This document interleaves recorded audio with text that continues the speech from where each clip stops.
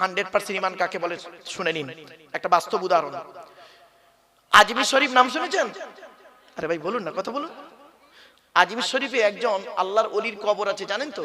খাজা মঈনুদ্দিন চিশতি আজমিরি রহমাতুল্লাহ আলাইহি, ওনার জীবনী থেকে পাওয়া গেছে কি উনি একদিন ফজরের নামাজের পরে তারাগড় পাহাড়ের নিচে গাছের তলায় বসে বসে সূরা ইয়াসিন তেলাওয়াত করছিলেন। পড়া কমপ্লিট হয়ে গেছে, উপরের দিকে চেয়ে দেখছে কিছু যুবক ছেলে বড় একটা পাথর ধরে দাঁড়িয়ে আছে। ওদের উদ্দেশ্য কি? পাথরটা ফেলে দেবে আর পাথরটা গড়িয়ে গড়িয়ে এসে খাজা মঈনুদ্দিন চিশতি আজমিরি রহমাতুল্লাহ আলাইহির মাথায় পড়বে আর পাথর চাপা পড়ে খাজা মঈনুদ্দিন চিশতি রহমাতুল্লাহ আলাইহি মারা যাবে, ওদের ধারণা। উনি বুঝতে পারলেন যে ছেলেগুলো পাথরটা ধরে দাঁড়িয়ে আছে, ফেলে দেবে, আমার মাথায় এসে পড়বে। 100% ঈমান কাকে বলে দেখুন, জাস্ট ফর এক্সাম্পল। পাথরের দিকে চেয়ে দুটো বাক্য বলেছিলেন, দুটো বাক্য। একটা বাক্য কি বলেছিল জানেন? হে পাথর, তোর দ্বারাই যদি আল্লাহ আমার কপালে মৃত্যু লিখে রাখে তাহলে আমি এটাই বিশ্বাস করব আমার তকদিরে এই পাথরেই মৃত্যু লেখা আছে, আমার কোনো দুঃখ হবে না। কিন্তু পাথর, তোর দ্বারাই যদি আল্লাহ আমার কপালে মৃত্যু লিখে না রাখে, পাথর তুই আজকের আল্লাহর হুকুমে ওই জায়গায় দাঁড়িয়ে যা। আজও পর্যন্ত পাথর আল্লাহর হুকুমে ওই জায়গায় দাঁড়িয়ে আছে। এরই নাম 100% ঈমান। বাবাজি, খালি গালে দাঁড়িয়ে আর মাথায় টুপি দিয়ে মসজিদে গিয়ে নামাজ পড়ার নাম ইমানদার নয়। এই কোরআনে আছে খাঁটি মোমেন হতে গেলে 30টা গুণ লাগবে। কটা কটা কটা?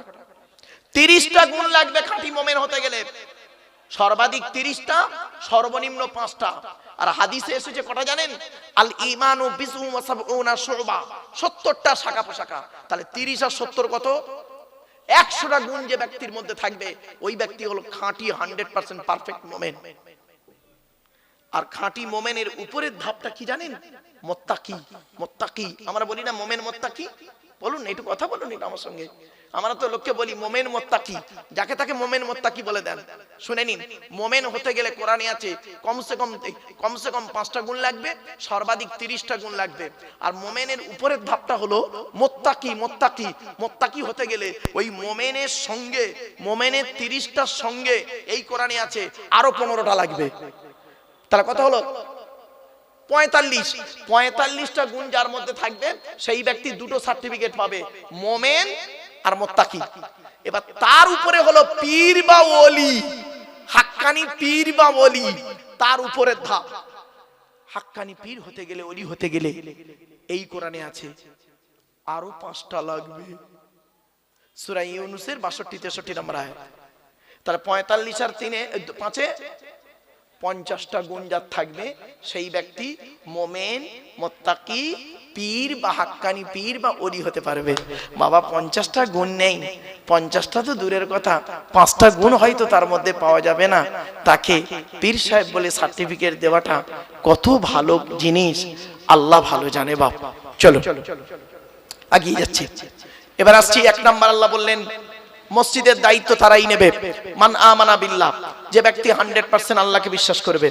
2 নাম্বার হলো ওয়াল ইয়াউমিল আখিরি, যে ব্যক্তি কিয়ামতকে 100% বিশ্বাস করবে। 3 নাম্বার হলো ওয়া আকামাস সালাত, 5 ওয়াক্ত নামাজ আদায় করবে। অনেক মসজিদ কমিটি এমন আছেন যারা 5 ওয়াক্ত নামাজ পড়ে না। এজন্য অনুরোধ করে বলে যাচ্ছি, মসজিদের দায়িত্ব যখন আপনি নিয়েছেন আপনাকে 5 ওয়াক্ত নামাজি হতেই হবে, কোরআনের দলিল। 4 নাম্বার হলো ওয়া আতাজ যাকাত, যদি আপনার উপরে যাকাত ফরজ হয় আপনাকে আদায় করতে হবে। আমরা কি করি জানেন? নামাজ পড়ি কিন্তু যাকাত দিই না।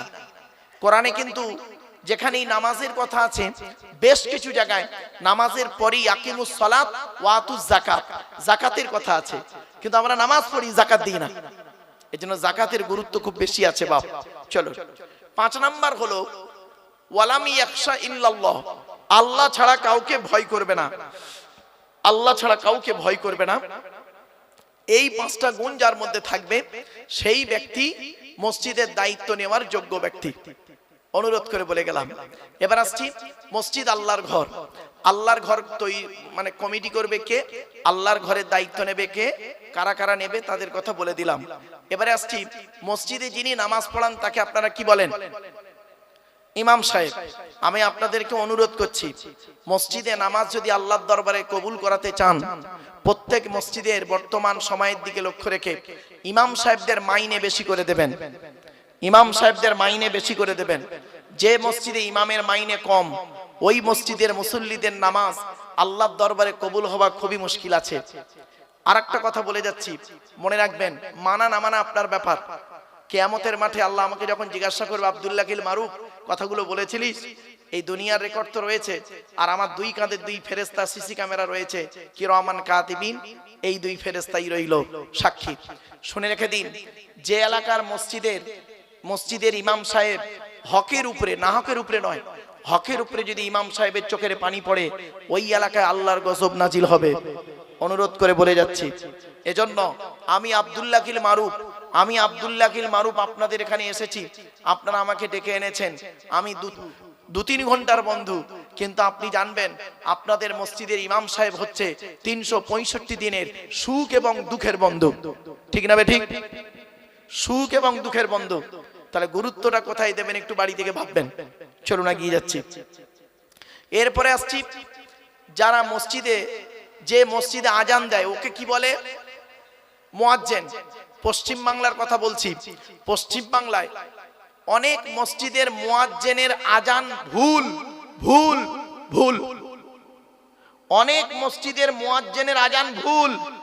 এজন্য মুয়াজ্জিনদেরকে বলছি বারে বারে, আপনি হয় মুয়াজ্জিনগিরি করা ছেড়ে দিন, আর নইলে ইমাম সাহেবের কাছে বসে আজানটাকে শুদ্ধ করে নিন, ভুলকে সংশোধন করে নিন। আফসোস, ও মুয়াজ্জিনগিরি ছাড়বেও না, আর ভুল করেও যাবে, মানে শুদ্ধও করবে না। এটা খুব খারাপ জিনিস। ইসলাম এসেছে কি? ভুলকে সংশোধন করে অন্ধকার থেকে আলোর পথে আনার জন্য ইসলাম এসেছে। এ কোরআন এসেছে কেন? আল্লাহ পাক কোরআনে বললেন, কিতাবুন আনজালনাহু ইলাইকা লিতুখরিজান নাসা মিনাজ যুলুমাতি ইলান নূর। আল্লাহ পাক বলছেন সূরা ইব্রাহিমের মধ্যে, আল্লাহ বললেন কি, নবী তোমার উপরে আমি এই কোরআন অবতীর্ণ করেছি, কি এই কোরআনের মাধ্যমে তুমি কি করবে? যে সমস্ত মানুষরা অন্ধকারের মধ্যে পড়ে আছে, ওদেরকে টেনে টেনে বের করে আলোর দিকে নিয়ে আসবে। এই জন্যই কোরআন নাজিল হয়েছে। কোরআন নাজিল হয়েছে কেন? হুদাল্লিন নাস, মানুষের হেদায়েতের জন্য। অবায়্যিনাতিম মিনাল হুদা ওয়াল ফুরকান, ন্যায় অন্যায়কে পৃথক করার জন্য কোরআন নাজিল হয়েছে। ভুলকে সংশোধন করার জন্য কোরআন নাজিল হয়েছে। আর ভুলটা কিভাবে প্র্যাকটিক্যাল ভাবে সংশোধন করাবেন, তার জন্য মুহাম্মদ সাল্লাল্লাহু আলাইহি ওয়াসাল্লামকে আল্লাহ পাক পাঠিয়ে দিয়েছেন। জোরে বলে, আমরা এগুলোকে একদম ফলো করিনি, যার জন্য আমাদের উপরে সমস্যা এসে গেছে। আল্লাহ রাসূল পৃথিবী ছাড়ার আগে বলেছিলেন, তারাকতু ফীকুম আমরাইনি লাম তাদিল্লু মা তামাসসাকতুম বিহিমা কিতাবাল্লাহ ওয়া সুন্নাত রাসূলিহি।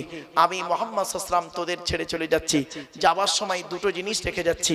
এক হলো কোরআন, যে কোরআন আমার উপরে নাজিল হয়েছে, আর দুই হলো সুন্নাহ, হাদিসগুলো রেখে গেলাম।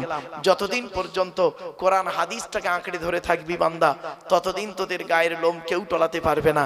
আমরা কোরআনটাকেও ফলো করিনি, হাদিসকেও ফলো করিনি, আর সেই মোতাবেক জীবনযাপন করিনি, তাই আমাদের উপরে বিপদ আপদ মুসিবত তো আসবেই। আল্লাহ পাক কোরআনে বলে দিয়েছেন, সূরা মুহাম্মাদের মধ্যে আল্লাহ পাক বলছেন কি, ইয়া আইয়ুহাল্লাযীনা আমানু, হে ঈমানদার বান্দাগণ, আতিউল্লাহ ওয়া আতিউর রাসূল ওয়া লা তুবতিলু আমালাকুম। আল্লাহ পাক বললেন সূরা মুহাম্মাদের ভিতরে, আল্লাহ পাক বললেন, ইয়া আইয়ুহাল্লাযীনা আমানু, হে ঈমানদার বান্দাগণ, আতিউল্লাহ ওয়া আতিউর রাসূল, তোমরা আল্লাহকে অনুসরণ করো, রাসূলকে অনুসরণ করো, ওয়ালা তুবতিলু আমালাকুম, তাহলে আল্লাহ পাক তোমাদের আমলগুলো বরবাদ করে দেবে না। আজকের আল্লাহর পাঠানো কিতাবকে যদি আমরা ফলো করি, আমাদের সমস্যাই থাকবে না। চলুন আজকের সেই আল্লাহর কোরআনের পরিচয় দিতে গিয়ে আজ আপনাদের কাছে টুকটুক করে একটা করে কথা বলে যাচ্ছি। কোরআন আল্লাহ, মসজিদ আল্লাহর ঘর, সে সম্পর্কে সংক্ষেপে আপনাদেরকে বুঝিয়ে দিয়েছি। এবার আসছি, যিনি আমাদের সৃষ্টিকর্তা তিনি আল্লাহ। আল্লাহর পরিচয় হলো 4টে। 1 নাম্বার, আল্লাহ নিজেই বলছেন, কুল, নবী তুমি বলো, হুয়াল্লাহু আহাদ, সে আল্লাহ হলেন একক। 2 নাম্বার, আল্লাহুস সামাদ, আল্লাহ হলেন অমুখপেক্ষী, আল্লাহ কারোর মুখপেক্ষী নন, সারা পৃথিবী তার মুখপেক্ষী। 3 নাম্বার, লাম ইয়ালিদ ওয়া লাম ইউলাদ, আল্লাহ কাউকে জন্ম দেয়নি, আল্লাহ কেউ জন্ম দেয়নি। 4 নাম্বার, ওয়া লাম ইয়াকুল লাহু কুফুয়ান আহাদ, আল্লাহর সমকক্ষ কেউই নেই। এই হলো আল্লাহর 4টে পরিচয়। এরপরে আল্লাহ বলছেন, তোর দেহের মধ্যে আমি 4টে জিনিস দিয়েছি গুরুত্বপূর্ণ, বাড়িতে গিয়ে 4টে জিনিসকে যত্ন করবেন। কি কি? 1 নাম্বার, ব্রেন। উল্টো পাল্টা বাজে মন্তব্য করে আর বাজে টেনশন করে ব্রেনটাকে নষ্ট করবেন না। আল্লাহ ব্রেন দিয়েছে, অতি সূক্ষ্ম জিনিস, আর এটা খুব বড় নিয়ামত। এটা খুব বড় নিয়ামত, আল্লাহ দেয়া নিয়ামত। আমাদের ব্রেন, আল্লাহ বলে তোর ব্রেন দিয়েছি, ভালো চিন্তা ভাবনা করবি, সুচিন্তা ভাবনা করবি, আমার সৃষ্টি নিয়ে গবেষণা করবি, চিন্তা ভাবনা করবি। লোকের গোঁজা মেরে মেরে বেড়াস না। আমরা সেদিকে না গিয়ে লোকের গোঁজা মারতেই শুরু করলাম, এর দুর্নাম ওর বদনাম করতে শুরু করে দিলাম। চলো 2 নাম্বার, আল্লাহ বলছেন আরেকটা তোর দেহের মধ্যে অঙ্গ দিয়েছি, সেই অঙ্গটার নাম হলো হার্ট। হার্টটাকে যত্ন করিস। 3 নাম্বারে আল্লাহ বললেন আরেকটা অঙ্গ দিয়েছি, তার নাম হলো লিভারটাকে যত্ন রাখার জন্য আমি আল্লাহ পৃথিবীতে 2টো খাবার তৈরি করেছি।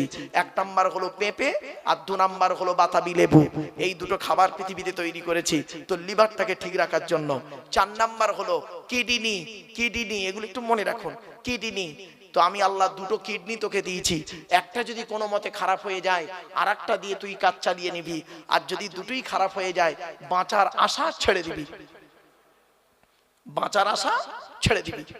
ডায়ালিসিস করতে করতে শেষ, আর নয় চেঞ্জ করা ছাড়া উপায় নেই, বাড়ি থেকে ভাববেন। এরপরে আল্লাহ বলছেন তোর দেহের মধ্যে আমি 9টা ছিদ্র দিয়েছি। কটা? আমাদের দেহের মধ্যে আল্লাহ 9টা ছিদ্র দিয়েছে। 9টা ছিদ্র কি কি? 2 চোখ, 2 নাক, 2 কান, একটা গাল, সামনে পেছনে, এই হলো 9টা ছিদ্র। এই 9টা ছিদ্রের যে কোনো একটা ছিদ্রের মাধ্যমে ফেরেশতার দ্বারা আল্লাহ পাক আমাদের আত্মা বের করে নেয়।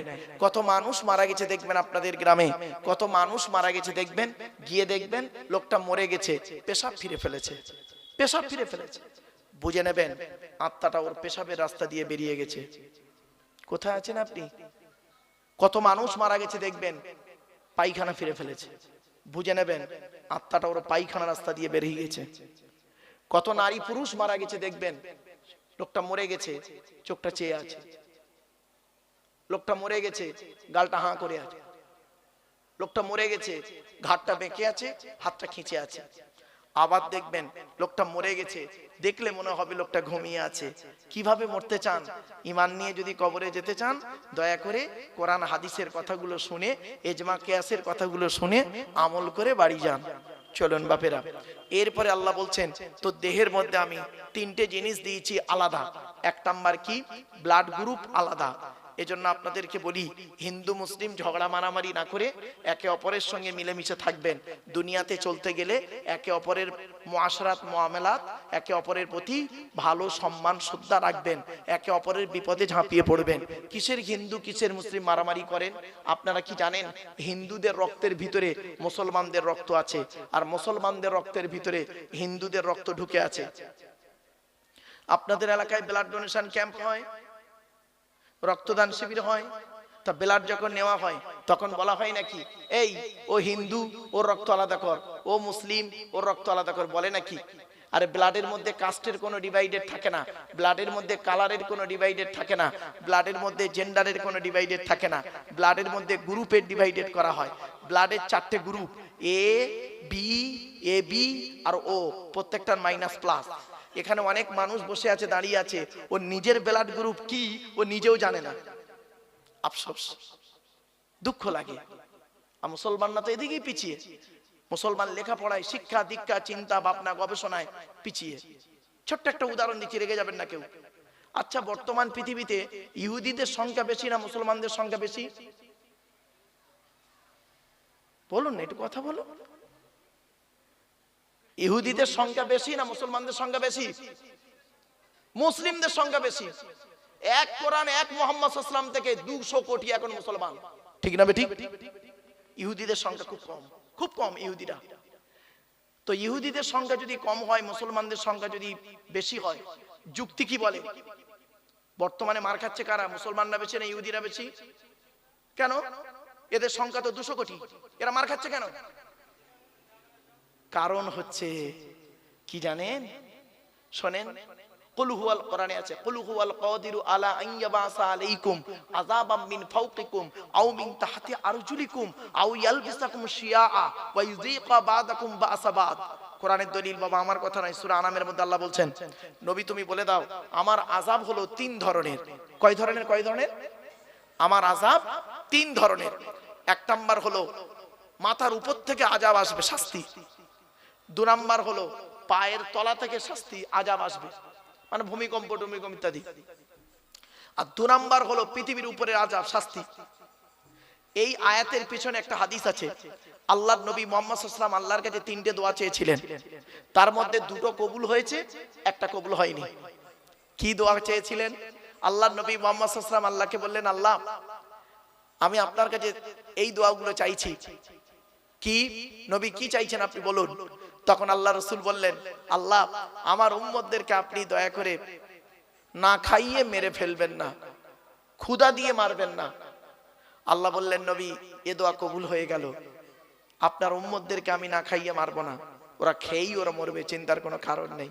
তো উম্মতে মুহাম্মাদিয়া এত খাওয়া খাচ্ছে, কোলেস্টেরল বেড়ে যাচ্ছে, সুগার খেতে খেতে সুগার হয়ে যাচ্ছে, আবার এত খাওয়া খাচ্ছে ভুঁড়ি বেড়ে যাচ্ছে, অসুবিধা নেই, যাক। 2 নাম্বার নবীজি দোয়া চাইলেন কি, যে আল্লাহ আমার উম্মতদেরকে আপনি ওই ফেরাউনের সঙ্গীদের সাথে যেমন সঙ্গীরা যেমন মরে গিয়েছিল পানিতে ডুবে, ওই রকম ভাবে আপনি মারবেন না আমার উম্মতদেরকে। আল্লাহ বললেন, নবী এ দোয়া কবুল হয়ে গেল, যান আপনার উম্মতদেরকে আমি পানিতে ডুবিয়ে মারবো না। আল্লাহ ওয়াদা করলেন, আপনার উম্মতদেরকে আমি পানিতে ডুবিয়ে মারবো না। যদি 2-1টা কোনো কারণে মরে যায় তাহলে শহীদের মর্যাদা সে পেয়ে যাবে। জোরে বলুন, হয়ে গেল। 3 নাম্বার দোয়াটা চেয়েছিলেন কি জানেন? এইটা কবুল হয়নি। সেটা বলেছিলেন, আল্লাহ আমার উম্মতরা যেন নিজেদের মধ্যে মারামারি করে না মরি। আল্লাহ বললেন, নবী এটা আর কবুল হলো না। বড় দুঃখ লাগে কি জানেন? এই কোরআন পাঠালো আল্লাহ কোরআনে বললেন, ওয়াতাসিমু বিহাবলিল্লাহি জামিয়াম ওয়া লা তাফাররাকু, তোমরা আল্লাহর রশিকে মজবুত করে ধরো, আল্লাহর কোরআন নবীকে অনুসরণ করে মজবুত করে ধরো, নিজেদের মধ্যে মারামারি ঝগড়া করিও না। আর আমরা কি করলাম জানেন? এই কোরআনকে নিয়ে সারা পৃথিবী গবেষণা করলো। America, London, France, Britain, Japan, Jordan, জার্মানির ঠান্ডা করে বসে বসে কোরআন কিনে গবেষণা করলো। কারা করলো? Humphry Davy, Michael Faraday, Einstein, Isaac Newton, doctor Maurice Bucaille, mister Cook, mister Jabiri, mister Campbell, Raja Rammohan Roy, Ishwarchandra Vidyasagar, Rabindranath Thakur, Acharya Jagadish Chandra Bose, Francis Drake, Williams Keith Moore, Williams Harvey, Thomas, George Bernard, এরা কোরআন কিনে গবেষণা করলো। আর আমরা কিছু মৌলবি, সকলে নয়, ভুল হবে বলা, আমরা কিছু মৌলবি কি করলাম? এই কোরআনটাকে নিয়ে তেল পড়া, পানি পড়া, ওয়াজ করা, খতম পড়া, তাবিজ মোড়া, ঘর বন্ধ করা, আর নিজেদের মধ্যে মারামারি করা। কিরকম মারামারি? গোল টুপি, লম্বা টুপি, চেরা জামা, ফাড়া জামা, তবলিগ, ফুরফুরা, বেরেলি, ওয়াহাবি, জামাত ইসলামী, আহলে হাদিস, বুকে হাত বাঁধা, নাভির নিচে হাত বাঁধা, জোরে আমিন বলা, আস্তে আমিন বলা, 20 রাকাত তারাবি, 8 রাকাত তারাবি, 1 রাকাত বেতের, 3 রাকাত বেতের, কিয়াম করা না করা, মোনাজাত করা না করা, জানাজার পরে দোয়া করা না করা। এ ওর বলে কাফের, ওর বলে কাফের। ঠিক না ঠিক?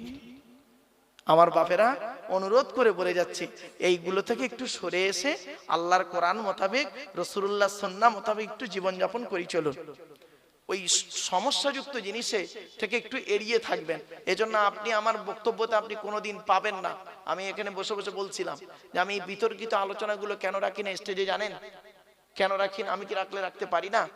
সব পারি গো বাপ, আল্লাহ আমার ক্ষমতা দিয়েছে, কিন্তু আমি রাখি না। কেন জানেন? সামান্য টুপি নিয়ে মারামারি করে কি করব? আরে ইসলামে আছে মাথায় কিছু দিয়ে নামাজ পড়। আমরা কি করলাম? ইসলাম বলছে দেখ না ও মাথায় কিছু দিয়েছে কিনা দেখতো। আমরা দেখলাম কি দিয়ে নামাজ পড়ছে, সেইটার উপরে ফতোয়া মারলাম। ও টুপিটা গোল, লম্বা, উঁচু, 5 কলি, রুমাল হয়ে গেল। ইসলাম বলছে 70 ঢাকা ফরজ, কোরআন বলছে 70 ঢাকা কি? বলুন না, কথা বলুন। 70 ঢাকা লজ্জাস্থান ঢাকা কি? ফরজ। ইসলাম বলছে 70টা ঢেকেছে কিনা দেখতো, ও লজ্জাস্থান দেখা যাচ্ছে কি দেখ, ঢেকেছে কি দেখ। আমরা কি করলাম জানেন? কি দিয়ে ঢেকেছে তার উপরে ফতোয়া মারলাম। ও লুঙ্গি পরে নামাজ পড়ছে, ওর নামাজ কবুল হয়ে গেছে। ও পায়জামা পরে নামাজ পড়ছে, ওর নামাজ জান্নাতে ঢুকে গেছে। আর ও প্যান্ট পরে নামাজ পড়েছে, ও কাফের বেঈমান মুশরিক হয়ে গেছে। ব্যাস হয়ে গেল। এই তো হয়েছে আমাদের অবস্থা। এজন্য আপনাদের আমি অনুরোধ করে বলে যাচ্ছি, চেষ্টা করুন আল্লাহর কোরআন, নবীর সুন্নাহ মোতাবেক, হাদিস মোতাবেক কথাগুলো আলোচনা করতে, শুনতে, বুঝতে, আমল করতে যেন আল্লাহ তৌফিক দান করে। বলুন আল্লাহুম্মা আমিন। এবার আসছি, আল্লাহ বলছেন তো দেহের মধ্যে 3টে জিনিস আলাদা। 1 নাম্বার কি? ব্লাড গ্রুপ আলাদা। 2 নাম্বার কি? শুনে নিন, চোখের রেটিনাটা আলাদা, চোখের রেটিনা এটা আলাদা, এক নাই কারো, কোরআনে দলিল। 3 নাম্বার হলো ফিঙ্গারপ্রিন্ট। আধার কার্ড করার সময় ফিঙ্গারপ্রিন্ট দিয়েছিলেন, এই ফিঙ্গারপ্রিন্ট আলাদা কোরআনে আছে। আয়াহসাবুল ইনসানু আল্লাহ নাজমা ইজওয়ামা বালা কাদিরিনা আলা আন নুসাউবিয়া বানানা, সূরা কিয়ামার মধ্যে আল্লাহ বলছেন, মানুষ কি মনে করেছে আমরা মরে গেলে পচে গেলে হাড় হয়ে যাব, পুড়ে ছাই হয়ে যাব, কিয়ামতের মাঠে আল্লাহ তুলতে পারবে না? এই পৃথিবীতে যেমন ওদের বুড়ো আঙুলের ছাপ যেমন কারোর সঙ্গে যেমন কারোর কোনো মিল নেই, কিয়ামতের মাঠে কারোর সঙ্গে কারোর কোনো মিল পাবে না। জোরে বলুন সুবহানাল্লাহ। এই কোরআন কে নিয়ে গবেষণা করলো সারা বিশ্ব, আর আমরা সেই কোরআন থেকে পিছিয়ে পড়ে রইলাম। চলুন আরো দুটো এগিয়ে যাচ্ছি। তাই আল্লাহ রাব্বুল আলামিন বলছেন, হে আব্দুল্লাহ কিল মারুফ, তুই এই উত্তর 24 পরগনার লোকেদের আমার কোরআনের বাণী কতটা শোনাবি, আমার নিয়ামতের কথা কি শোনাবি রে ওদের, তুই শেষ করতে পারবি? কোরআন বলছে, ওয়ালাউ আন্নামা ফিল আরদি মিন শাজারাতিন আকলামু ওয়াল বাহরু ইয়ামুদ্দুহু মিন বা'দিহি সাবআতু আবহুরিম মা নাফিদাত কালিমাতুল্লাহ। 21 নম্বর পারার 12 নম্বর পৃষ্ঠা 13 নম্বর লাইন, সূরার নাম সূরা লোকমানের মধ্যে আল্লাহ পাক জানিয়ে দিলেন, পৃথিবীর সমস্ত বৃক্ষগুলোকে যদি কলম বানাস, সমুদ্রের পানি নিয়ে যদি কালি তৈরি করিস, আমার গুণগান যদি লিখতে শুরু করিস, লিখেও শেষ করতে পারবি না। অন্য আয়াতে আল্লাহ বললেন, ওয়া ইন তাউদ্দু নি'মাতাল্লাহি লা তুহসুহা। আল্লাহ পাক বললেন, পৃথিবীর নিয়ামত গুলোকে যদি তোরা গণনা করতে শুরু করিস, গুণেও শেষ করতে পারবি না। এজন্য আমার বাপেরা, এই পৃথিবীর নিয়ামতের ভিতর থেকে একটা শ্রেষ্ঠ নিয়ামত হলো আল্লাহ রসুলকে পাঠানো, আর আরেকটা নিয়ামত হলো কি, রসুলের উপরে কোরআন নাজিল করা। জোরে বলো। সেই কোরআন আমার সামনে রয়েছে। আজকের এই কোরআন থেকে একটা সূরার সংক্ষিপ্ত আলোচনা আপনাদের কাছে রাখবো। শুনতে রাজি আছেন মা? হ্যাঁ, চলো আগে এবার কোরআনের আচ্ছা, কোরআন যার উপরে নাজিল হয়েছে তার পরিচয় দেবো, তারপরে কোরআনের পরিচয় দিয়ে কোরআনের ওই সূরাটির ভিতরে ঢুকে যাব। চলো, কোরআন যার উপরে নাজিল হয়েছে তার নাম কি? মুহাম্মদ সাল্লাল্লাহু আলাইহি সাল্লাম, তাই তো? আচ্ছা, নবীদের পরিচয় কটা শুনে নিন। নবীদের পরিচয় হলো 3টে। কটা কটা কটা? 3টে। আল্লাহর পরিচয় হলো 4টে, মাথায় রাখুন। নবীদের পরিচয় হলো 3টে। কি কি? 1 নাম্বার, যিনি নবী হবেন তার চরিত্র উত্তম হতে হবে। এই পৃথিবীতে কোনো নবীর চরিত্র খারাপ ছিল না, আর থাকবে না। জোরে বলুন। প্রত্যেক নবীর চরিত্রকে আল্লাহ পাক উত্তম করে পাঠিয়েছেন। এজন্য নবীদের সম্পর্কে বাজে মন্তব্য কোনোদিন করতে যাবেন না, সাহাবীদের সম্পর্কে বাজে মন্তব্য কোনোদিন করতে যাবেন না। প্রত্যেকটা সাহাবী হলেন নক্ষত্রের ন্যায়। আল্লাহ রাসূল বলেছেন, আসহাবিকান নুজুম বিআইয়িহিম ইক্তিদাইতুম ইহতিদাইতুম।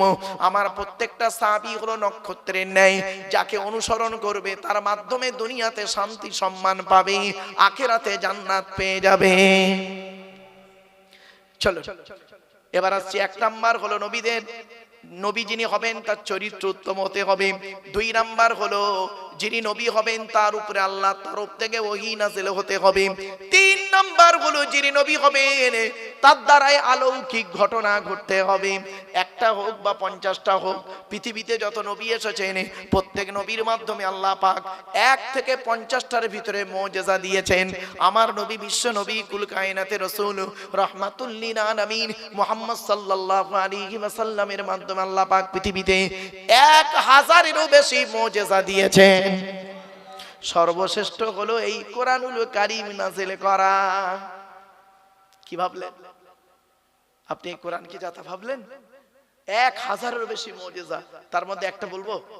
আমি বলবো কি বলুন? এই দেখেন, একটা ছোট্ট মুজিজা বলছি, মানে সংক্ষিপ্ত সময়ের মধ্যে। মুজিজা ছোট নয়, মানে ঘটনাটা ছোট্ট করে বলছি বোঝার জন্য। আল্লাহ রাসূল একদিন দাঁড়িয়ে আছেন, সঙ্গে কিছু সাহাবী রয়েছেন। আল্লাহর নবী দাঁড়িয়ে আছেন, সঙ্গে কিছু সাহাবী আছেন। একটা মৌমাছির দল উড়ে উড়ে যাচ্ছে। আল্লাহর নবী মৌমাছিদের দিকে লক্ষ্য করে বললেন, হে মৌমাছির দলেরা দাঁড়িয়ে যাও। সঙ্গে সঙ্গে মৌমাছির দলটা দাঁড়িয়ে গেলেন। যেই দাঁড়িয়ে গেল, আল্লাহ রাসূল বললেন, আমি তোমাদেরকে একটা প্রশ্ন করব, উত্তরটা আমাকে দিয়ে যাও। আল্লাহর নবী বললেন, ওরে মৌমাছির দল, পৃথিবীর জমিনে 1000 রকমের ফুল আর ফল থেকে খাবার সংগ্রহ করো, কোনোটা টক, কোনোটা মিষ্টি, কোনোটা তিতো, কোনোটা কষা। তো তোমাদের পেটের ভিতরে মধুটা এত মিষ্টি হয় কিভাবে? সঙ্গে সঙ্গে মৌমাছির দলের ভিতর থেকে একটা মৌমাছির জবানকে আল্লাহ খুলে দিলেন। ওই সময় সঙ্গে সঙ্গে একটা মৌমাছির ভেতর মৌমাছি বলল কি জানেন? আসসালামু আলাইকা ইয়া রাসূলুল্লাহ, আসসালামু আলাইকা ইয়া হাবিবাল্লাহ। আমরা হলাম কর্মী মৌমাছি, আমাদের চাকে রানী মৌমাছি বসে আছেন, তিনি আমাদের আদেশ করেছেন তোমরা যেখান থেকে মধু সংগ্রহ করবে, যেখান থেকে মধু সংগ্রহ করবে, সেখান থেকে আমার চাকে আসার মাঝখানে রাস্তায় যতটুকু সময় পাবে আখিরি নবীর উপরে দরুদ পড়তে পড়তে আসবে। কি ভাবলেন বাপেরা? বাড়ি থেকে ভাববেন। চলুন এবার আসছি আমাদের নবীর পরিচয়টা দিয়ে দিই। আমাদের নবী কোন বংশের মানুষ ছিলেন? কুরাইশ। কুরাইশ কার নাম শুনে নিন। মুহাম্মাদের বাপের নাম আব্দুল্লাহ, আব্দুল্লাহর বাপের নাম আব্দুল মুত্তালিব, আব্দুল মুত্তালিবের বাপের নাম আব্দে মান্নাফ, আব্দে মান্নাফের বাপের নাম হাশেম, হাশেমের বাপের নাম কুসাই, কুসাইয়ের বাপের নাম কিলাব, কিলাবের বাপের নাম মুররা, মুরার বাপের নাম লুবাই, লুবাইয়ের বাপের নাম কাব, কাবের বাপের নাম গালিব, গালিবের বাপের নাম ফিগির, ফিগির থেকে কুরাইশ বংশ এসেছে। বাবা সুবহানাল্লাহ বলতে এতই কষ্ট আপনাদের? যদি কষ্ট হয় আর বলবো না সুবহানাল্লাহ বলতে, চিন্তার কোনো কারণ নেই। রাসূলুল্লাহর পরিচয় পাচ্ছেন আপনি, শুধু তো আমরা পরিচয় না দিয়ে নবী নবী করে চিৎকার করি। চলুন, নবীর বাপের নাম আব্দুল্লাহ, মায়ের নাম আমিনা, দাদার নাম আব্দুল মুত্তালিব, দাদির নামটা কি? নেতিলা বিনতে খব্বাব ব্রাকেটে ফতেমা, কেউ বলেছেন সামিরা। নবীর নানার নাম হলো আব্দুল ওয়াহাব জুগুরি, নবীর নানির নাম হলো বারিরা বা বাররা, নবীর দুধবার নাম হলো হালিমা, নবীর দুধ বাপের নাম হলো হারেস, নবীর দুধ ভাইয়ের নাম আব্দুল্লাহ, নবীর বাপের নাম আব্দুল্লাহ, নবীর দুধ ভাইয়ের নাম আব্দুল্লাহ। দুটো যেন এক করে ফেলবেন না। নবীর জন্ম 570 খ্রিস্টাব্দে। ইংরেজি কি মাস ছিল? 29শে আগস্ট। আরবি মাস ছিল রবিউল আউয়াল মাস, 12 তারিখ, মতান্তরে 9 তারিখ, সোমবার শবে সাদেকের সময় আরবের মক্কা নগরী কুরাইশ বংশে নবীর জন্ম। নবীর বাপেরা হলো 10 ভাই, নবীর মায়েরা হলো 19 বোন। নবীর 9টা চাচা, 18টা খালা, 6টা ফুফু, 7টা ছেলে মেয়ে। নবীর 9টা চাচার নাম কি? বড় চাচার নাম হারিস, জুবাইর, মুকাইম, ফাইদাক, জাইদাক, আবু লাগাব, হামজা, আব্বাস, আবু তালেব। নবীর বাপ হলো আব্দুল্লাহ। নবীর 7টা ছেলে মেয়ে, 3টে পুত্র সন্তান, 4টে কন্যা সন্তান। 3টে পুত্র সন্তানের নাম কি? বড় ছেলেটার নাম হলো কাসেম, পরের ছেলেটার নাম হলো তাহের বা তৈয়েব, ছোট ছেলেটার নাম হলো ইব্রাহিম। 4টে কন্যা সন্তানের নাম কি? বড় মেয়েটার নাম জাইনাব, রুকাইয়া, উম্মে কুলসুম, ছোট মেয়েটার নাম হলো ফাতেমা। এরপরে আসছি কোরআন নাজিল হলো নবীর উপরে। এখন কোরআনের পরিচয়টা দিয়ে দিই, শুনে নিন। এ কোরআন আল্লাহর তরফ থেকে জিবরাইলের মাধ্যমে হযরত মুহাম্মদ সাল্লাল্লাহু আলাইহি ওয়াসাল্লামের উপরে আরবের মক্কা নগরের নিকটবর্তী একটি গুহা, গুহাটির নাম হলো হেরা। হেরা নামক গুহাতে 610 খ্রিস্টাব্দে, কত কত কত 610 খ্রিস্টাব্দে 1 ফেব্রুয়ারি সোমবার। এগুলো মনে রাখবেন। আজকে তারিখটা কত আছে বাবা? 23শে ডিসেম্বর 2025 সাল, তাই তো নাকি? কি বার ছিল আজকে? মঙ্গলবার। আর কোরআন এসছে কবে? 610 সালে। 610 সালে 1 ফেব্রুয়ারি সোমবার। বাড়ি থেকে দুটো সাল লিখবেন, উপরে লিখবেন 23/12/2025 সাল, আর নিচেই লিখবেন 2/1/610 সাল। মাইনাস প্লাস করবে, করলেই পেয়ে যাবে কতদিন আগে এই কোরআন নাজিল হয়েছে। 610 খ্রিস্টাব্দে 1 ফেব্রুয়ারি সোমবার কোরআনের প্রথম আয়াত নাজিল হলো, ইকরা, রিড, পড়ো পড়ো পড়ো। আর আমাদের প্রথম বাক্য এখন কি জানেন? রাগ করবেন না কেউ। গেল গেল গেল, পেট শান্তি দুনিয়া শান্তি। এই কোরআনে আছে 82 জায়গায় নামাজের কথা বিভিন্ন অ্যাঙ্গেলে, আর 92 জায়গায় আছে লেখাপড়ার কথা। আমরা লেখাপড়ায় পিছিয়ে আছি। রাগ করবেন না, খারাপ সেন্স নেবেন না কিন্তু। চলুন, এখানে অনেক মানুষ আছে দেখবেন, একদম বাস্তব বলছি, আমার মা বোন না কেউ রেগে যাবেন না দয়া করে। অনেক বাড়িতে গিয়ে দেখবেন সানসেট গুলোতে বিশাল বড় বড় কেতাব কেনা আছে, ছেলে আমার আলেম হবে, মাস্টার, ডাক্তার, ইঞ্জিনিয়ার, প্রফেসর হবে। আর অনেক বাড়িতে গিয়ে দেখবেন সানসেট গুলোতে বিশাল বড় বড় তরকারির হাঁড়ি আছে, মাল বগরাইতে বেরোবে। বাবা, হাঁড়ি দিয়ে ঘর ভর্তি না করে কেতাব দিয়ে ঘর ভর্তি করুন। ছেলেকে ধনী না বানিয়ে জ্ঞানী বানিয়ে যান, ছেলেকে ধনী না বানিয়ে জ্ঞানী বানিয়ে যান। অনুরোধ করে বলে যাচ্ছি, শতমূর্খ লয়ে আমি স্বর্গে নাহি যাব, দ্বাদশ পণ্ডিত নিয়ে পাতালেই রব। 100 জন মূর্খ মানুষকে নিয়ে স্বর্গে গিয়ে কোনো লাভ নেই, 12 জন শিক্ষিত লোককে নিয়ে নরকে থাকা অনেক ভালো। মূর্খ বন্ধুর থেকে শিক্ষিত শত্রু ভালো। জ্ঞানী গুণী বুদ্ধিজীবী মানুষ লেখাপড়ার গুরুত্ব কত বেশি জানেন, শুনলে চমকে যাবেন। ছোট্ট একটা উদাহরণ দিচ্ছি, আপনাদেরকে অনুরোধ করে বলে যাচ্ছি, আপনারা যেমন ছেলেদেরকে মাধ্যমিক, উচ্চ মাধ্যমিক, বিএ পাস, এমএ পাস, আলেম, হাফেজ, মাস্টার, ডাক্তার, ইঞ্জিনিয়ার, প্রফেসর করাচ্ছেন, সাথে সাথে মেয়েদেরকেও মাধ্যমিক, উচ্চ মাধ্যমিক, BA pass, MA pass, আলেমা, হাফেজা, master, doctor, engineer, professor করাবেন। কারণ কি জানেন, ইংরেজিতে একটা কথা আছে, one mother's is equal to 100 teacher. একটা মা হলো 100 জন শিক্ষকের সমতুল্য। একজন পুরুষ যদি শিক্ষিত হয়, সে কেবল নিজেই শিক্ষিত হয়। একজন নারী যদি শিক্ষিত হয়, গোটা পরিবারটা শিক্ষিত হয়। নারী শিক্ষার গুরুত্ব খুব বেশি গো বাপ। এই কোরআনে 3টে সূরা আছে শুধু নারীদের আলোচনা। সূরা নিসা, সূরা নিসার মধ্যে নারীদের আলোচনা। সূরা নূর নারীদের আলোচনা। সূরা আহজাব নারীদের আলোচনা। কোথায় আছেন আপনি? আপনি তো সব ভাবেননি কোনোদিন। এই কোরআনে আছে 250 রকমের হারাম। কত কত কত? 250 রকমের হারাম। আর এই কোরআনে আছে 250 রকমের হালাল। আপনি কটা হারাম জানেন? ওই সুদ খাওয়া, মদ খাওয়া, ঘুষ খাওয়া, বিয়ের পণ নেওয়া, নারী নির্যাতন করা, জমির আল চুরি করা, হুক মেরে কারেন্ট নেওয়া, জানে না। 250 রকমের হারাম। 2-4টা বলবো? হ্যাঁ, এই দেখুন, স্ত্রীর পিতামাতাকে গালি দেওয়া হারাম। স্ত্রীর পিতামাতাকে, শ্বশুর শাশুড়ি গালি দেওয়া হারাম।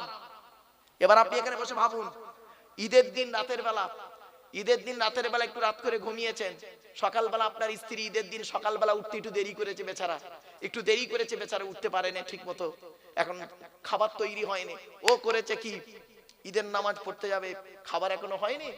স্ত্রীকে করলো কি, ঈদের দিন সকালবেলা তার মামা তুলে গালাগালি করলো, এমনকি মরা বাপটাকে কবর থেকে তুলে আনলো, মরা মাটাকে কবর থেকে তুলে আনলো, তার চোখের পানি ফেলেই দিয়ে ও করলো কি, গোসল করে নতুন জামা কাপড় পরে আতশ সুরমা মেখে 2 রাকাত ঈদের নামাজ, মাঠে গিয়ে ঈদের নামাজ পড়ে ইমাম সাহেবের বুকে বুকে মিলছে। হাও মনে করলো ঈদের নামাজ আল্লাহ কবুল করে ফেলেছে। এত সোজা নয়।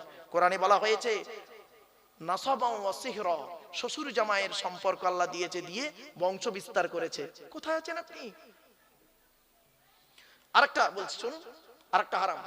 আল্লাহ রাসূল বলেছেন লানাল্লাহু মান সারাকা মানারাল আরদি, ওই সমস্ত লোকেদের প্রতি আল্লাহর গজব